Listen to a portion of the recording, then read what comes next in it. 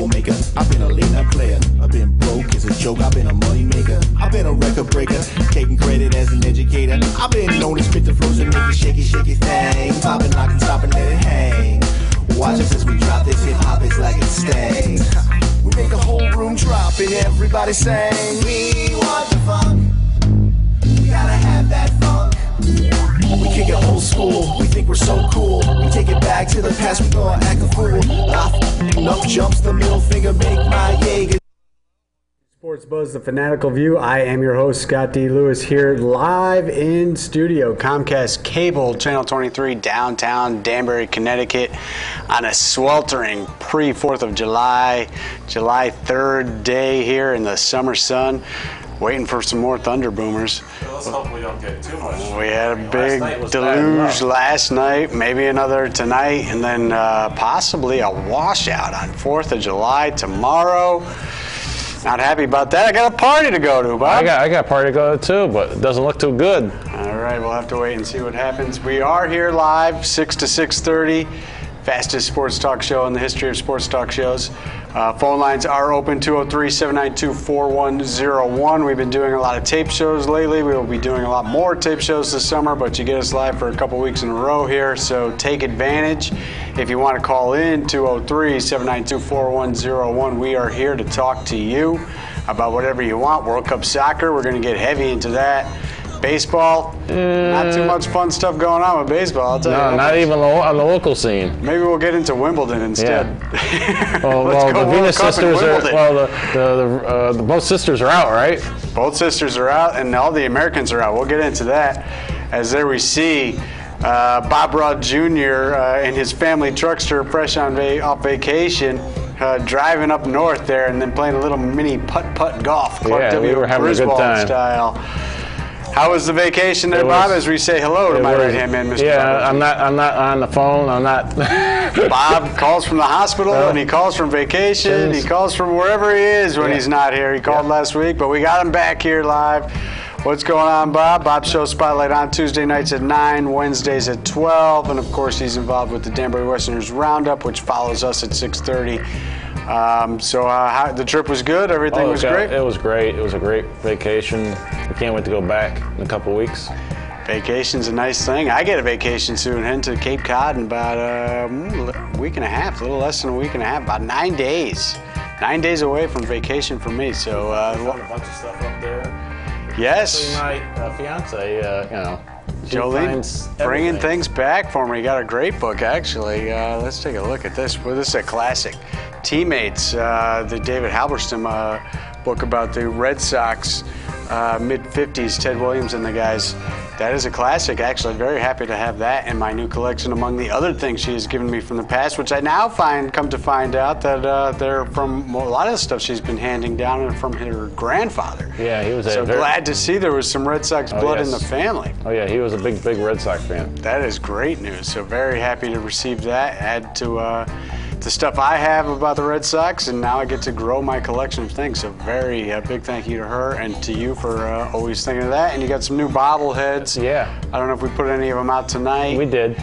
We did? You snuck them in last minute? Oh, I see Mo Vaughn over there in a Met uniform. My Piazza.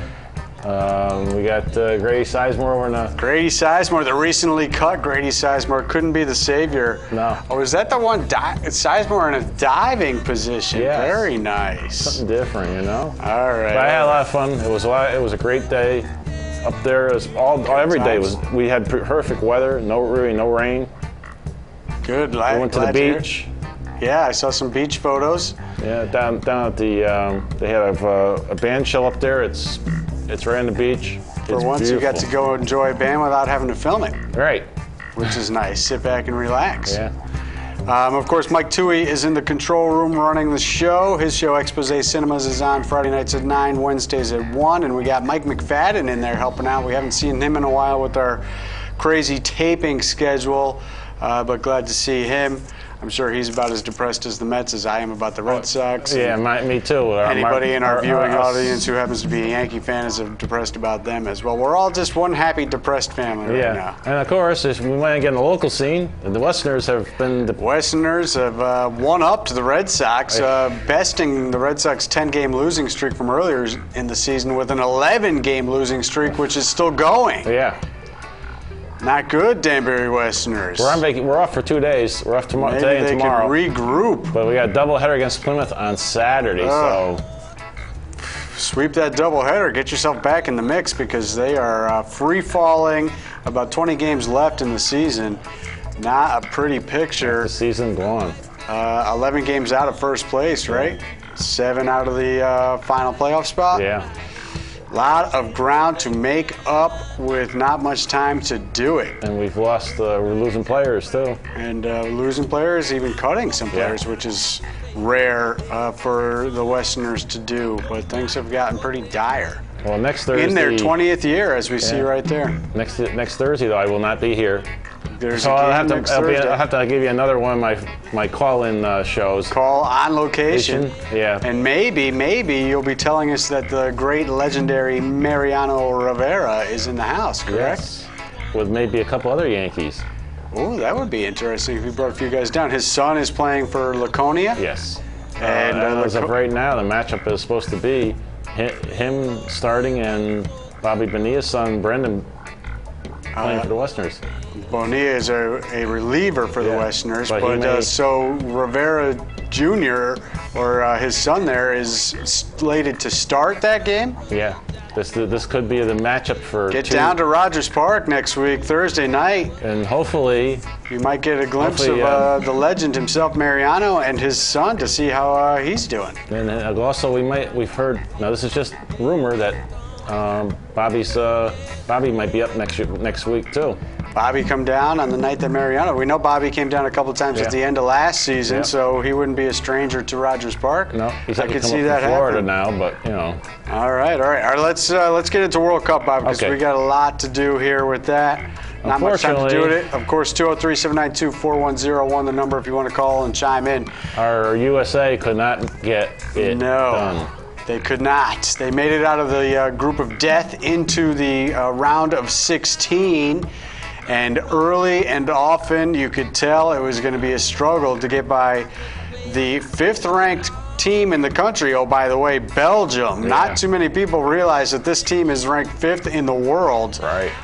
Belgium, and they showed why, because they were on the attack right from the opening kickoff, I guess you call that, to start a game. 39 seconds in, Tim Howard began what would become a record-setting night, making a point-blank save 1v1 with the striker coming down on the wing, and he set the tone early by making his first of what would end up being a World Cup record, 16 saves, many of them of the point-blank variety, spectacular variety. Tim Howard basically stood on his head to keep the United States in this, as Belgium was on the attack, controlling possession, displaying their high level of skill against a game U.S. team who, still playing without Jose Altidore, who was cleared to play, but still dealing with the hamstring injury and was not able to get on the pitch to help them out. And USA was a little bit limited offensively, and they just could not gain possession as Belgium had it throughout and put Howard under heavy, dangerous pressure, but he stood up to that. And as the first half wore on, I thought the U.S. evened out the attack a little bit towards the end of that first half, leveled things some, getting their chances and starting to look like a team that might be able to wear the Belgium team down if they could withstand the attack, which they were doing, thanks in large part to Tim Howard. And then as the second half went on, again, he had to stand on his head as Belgium just kept coming. But he did, and in the waning moments of a 0-0 game in regulation, the wonder kid, Wondolowski, looked like for a moment was going to get the magical moment and send the USA through, as in the final moments of regulation, the ball came right on his foot, and he was face-to-face with the Belgium goaltender, who put the pressure on him, charging out strong and forcing Wando to shoot wide of net and could not. get that ball to go in. Just as they say in baseball, just a little outside. Just a little bit outside. They had a great opportunity there to end it in regulation, but instead they go to extra time, and right away, early in extra time, Belgium comes up with a great individual performance off a great save, actually. Right. Defender came through, looked like he was clearing the ball on a cross play, but it went to a Belgian player, and he danced around two defenders who were sprawling and then got the angle he needed to finally beat Tim Howard for the 1-0 lead early in extra time. So you knew it was going to be trouble there. And then to make matters worse, they came down and scored a second goal just a matter of moments later, as they were at that point seemingly toying with the U.S. defense then, and they got a second goal, which proved to be the death knell. But amazingly, this game, prideful U.S. team, they go to a sub. His first ever touch, Julian Green, we saw the picture already, got the score. This was his first ever touch in a World Cup game, Bob. Right. How about that? He comes in late as a sub, and he gets the ball from Bradley on the floater in the middle. He touches it through with his foot, beats the goalie for to create a 2-1 deficit and give the U.S. hope. And they had plenty of chances after that. It was unbelievable from that moment on. The Belgium seemed stunned, and they seemed fatigued finally. And a set piece that was executed perfectly with Dempsey breaking free on a 2-pass play. Usually on these set pieces, and there's the shot right there of Julian Green making the perfect strike with the defender on his back. Incredible play. But usually on these set pieces from close range, you see a striker try to just break past the wall and put it in the net. But every now and then you see these tricky plays, which is what the U.S. did. They played it short and then a little dump pass in, and they had Dempsey breaking free. He ended up 1-on-1, 1v1 with the goalie, but the goalie came up huge. And, you know, all the talk about Howard being great, the goaltender for Belgium is also one of the top goalies in the world as well, and he showed it right there with a big-time save.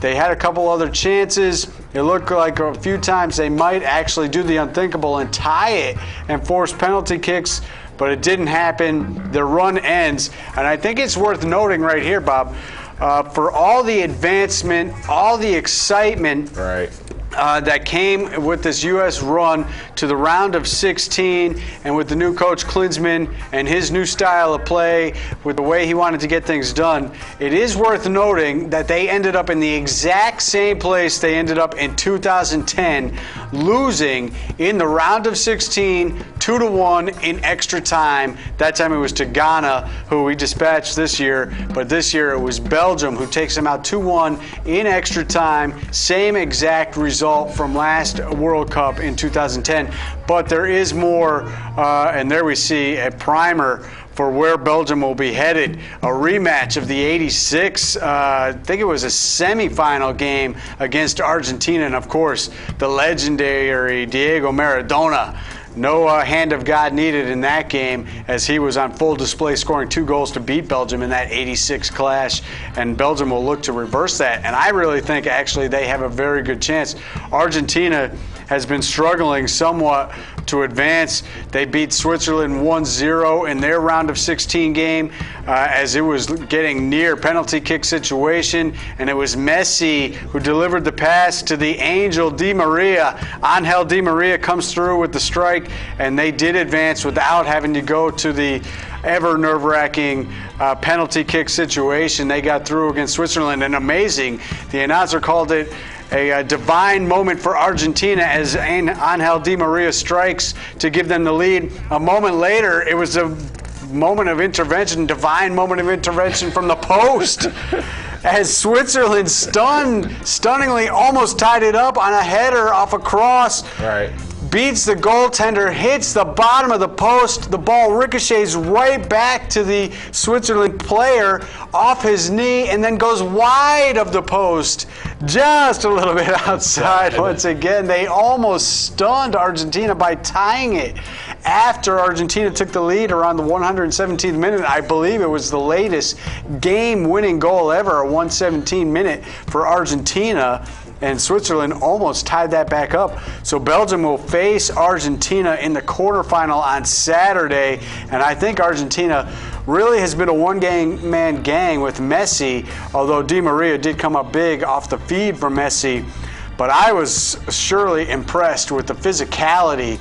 I do believe Belgium outclassed USA with their sheer physical strength in this game. So now, who are you rooting for? Well, I will root for Argentina, as our friend Joe JetMetNet, former caller. His son Mateo, of course, called in not too long ago around the Super Bowl time. His mother is from Argentina. I have watched a couple of these Argentina games with Mateo and Andreas of the Shabu clan with their mom there, so I'm sure I will be there Saturday rooting for Argentina with them as you think we get nervous watching games. Watch some of these foreigners watch the games. I know. I've been at some games. I learned some new words in Spanish that I didn't know. So I'll be rooting for Argentina in that game. I think otherwise, I do like Belgium, but I like the Netherlands, Bob. I like the Netherlands. I like the Netherlands myself. They are an exciting team to watch. They've been very good, and they made it to the final last time. They get deep many a time. They have yet to win the World Cup. Maybe this will be the year for them to break through. Friday's other games are going to be outstanding, as we have Colombia, who probably has been the most consistently good team throughout the tournament, taking on the host team, Brazil, who has yet to play a great game. They had to go to penalty kicks against Chile, and they perhaps got a little bit lucky to advance. The natives are getting restless with their hometown team from Brazil. Haven't seen no parades lately. No parades here, really, because their fans have been very nervous watching as this has gone on. So we'll see if Brazil can create the magical moment, can create what their fans like to say, the beautiful game. Neymar has been a little quiet, and Colombia has been outstanding. So I think that game is going to be, and right there we see Colombia took out Uruguay, thankfully for me. Still feeling bitter about the biter for Uruguay. Suarez and what they did to Italy, was not too pleased with that, still upset, so was definitely rooting for Colombia, who took care of Uruguay 2-0. How about this, Bob? 5 of the 8 round of 16 games go to extra time. Right. With one of those games that didn't go to extra time ended with the Netherlands shocking Mexico in the final moments, losing 1-0 at about the 87th minute. They score a game-tying goal, and then they get a penalty kick in stoppage time on a penalty in the box to defeat Mexico, scoring 2 goals in the last 5 minutes to beat Mexico. We have a phone call? Yes. All right, we'll see who is calling in. Hello, caller. You are on the air. Thanks for calling. Hey, Scott. How you doing? Strange Man here. Hey, Strange Man. All right, Strange Man chiming in. Sorry I couldn't make it in person. How's it going? I'm doing good. What do you got to talk about today? I'd like to make 3 points. First on the hockey, now we have Jonathan Quick getting his 2nd Stanley Cup. And he's going way back to the Stanley Cup. Strange Man blows us off for 2 weeks, and he's got to call in and give me his Strange Man stat of 2 weeks ago. All right, give me the 666. I just want to make a point to those Ranger fans out there, because the Rangers might be looking for a new goalie. They don't know if Lundqvist is going to retire. Is that breaking news? Jonathan Quick growing up was a Rangers fan. I think he's actually going to be in Connecticut with the Cup coming up this week. So I was just wondering if the Rangers might want to talk to him about the position. Have you heard anything about Lundqvist possibly retiring? Anything about this? This is news to me. Well, of course, I think, would you be happy to receive Quick as your replacement? I'm sure. He's got to be under contract with the Kings. I don't know about having him as a replacement, but it would be nice to have him as a backup or... Well, if Lundqvist were to retire, to fill his shoes, Jonathan Quick would be a nice deal there. Because he did grow up as a Rangers fan, and everybody knows the Connecticut kid is from Hampton originally. Give me your stat, though, because you had that interesting stat that we never got to, the number of games and the Friday the 13th situation on the end of the season for the Rangers. Yeah, let me bring that up. It was Henrik Lundqvist's 666 game, 666. It was on Friday the 13th. Wow. It was a full moon. Full moon, 666, Friday the 13th, all added up to the end of the Rangers' Cup dreams for this season. Yeah. Now the second point I'd like to make on the World FIFA World Cup, it was a great try by the goalie. I think he set a record for saves. He did. It was a record-breaking performance by Tim Howard. 16 saves in a World Cup performance. That is the most all-time. Yeah, and it really was an exciting game at the end. Unfortunately, USA came up short. And, that's about it. Okay, the third point is I was watching the Red Sox game or listening to it on the radio last night. And I guess what? They got swept by the Chicago Cubs? The Cubbies. Yeah, and that hasn't happened in a long time. About 100 years? I know the Red Sox are bringing up some young players. Struggling young players. I think there's going to be some adjustment. Well, their young players are struggling. Bogart's right now currently in a 9-for-91 slump. 9 for 91. Wow. Unbelievable. That's got to be an all-time record. Baseball fans out there know that what it was before 2004, that was the longest drought. I think it was 86 years, and now we've got the Cubs. What is it, 105 years for them now? They haven't won it? I know it's over 100. I don't know if is it up to 105 at this point? Yeah, it might be. So anyway, I just want to make those 3 points, and hope the show is going good. All right, well, show your face down here next week, Strange Man. We could use you. Hopefully I'll be in the studio next week, all right? All right, thanks, Strange Man. We'll talk to you later. Strange Man chiming in. He's been dying to get that. So what do you think of our tri-state teams? You think between the 3 of them they can get over 500? Yankees are now joining the Mets and the Red Sox below 500. I just got a text from our friend Fatty Roots. Yeah. He's a Yankee fan. Maybe he wants to call in and tell me what's going on with his Yankees.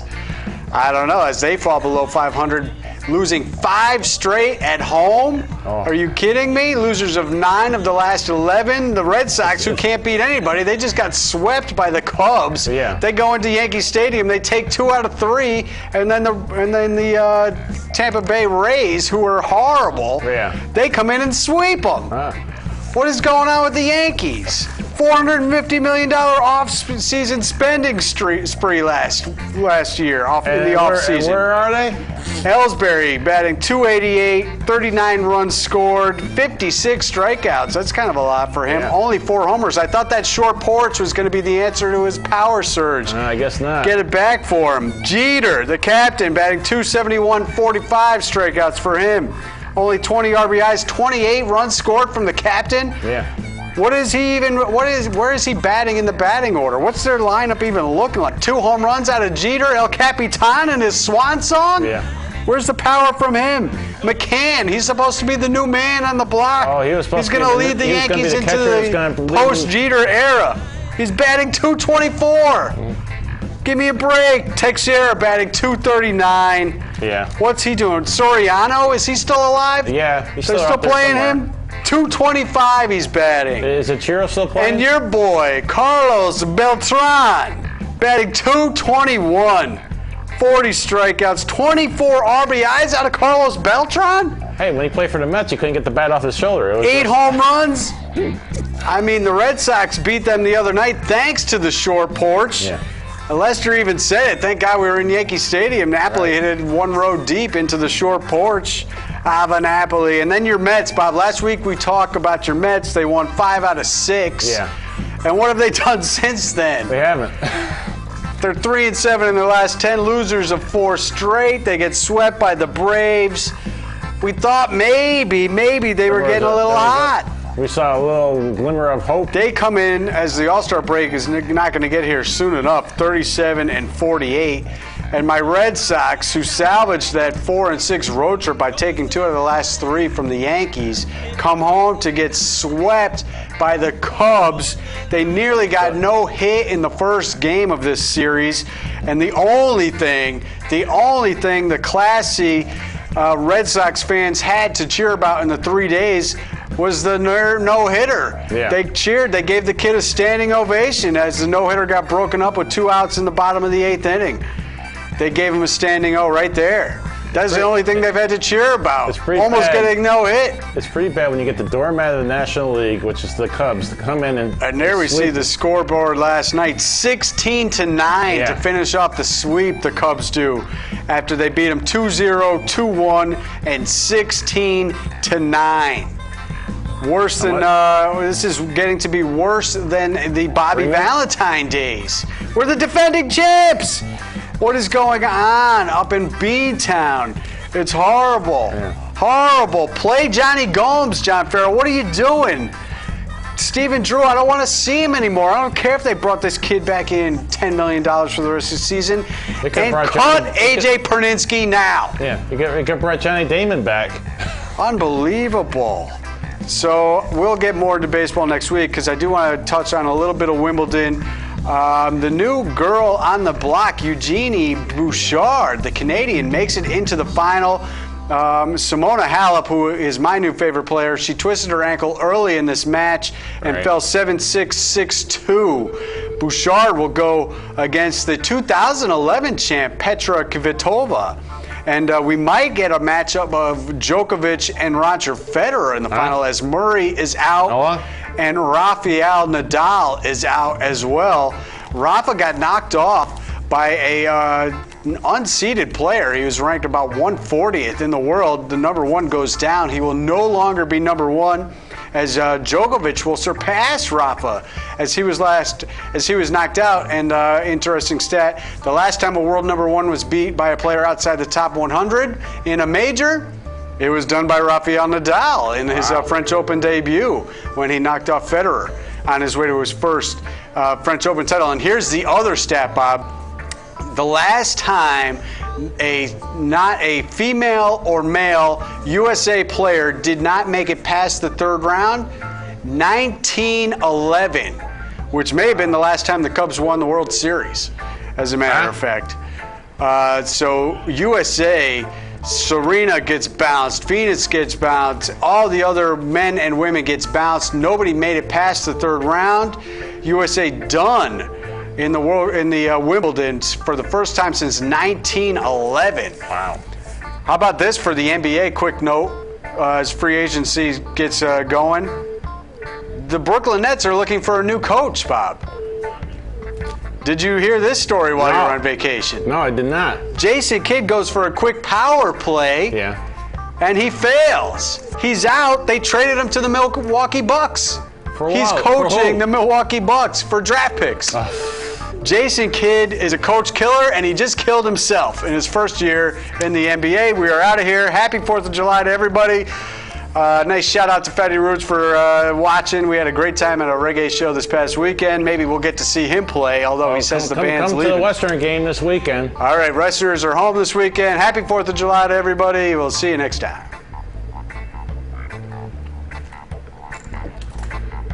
Why watch a Western?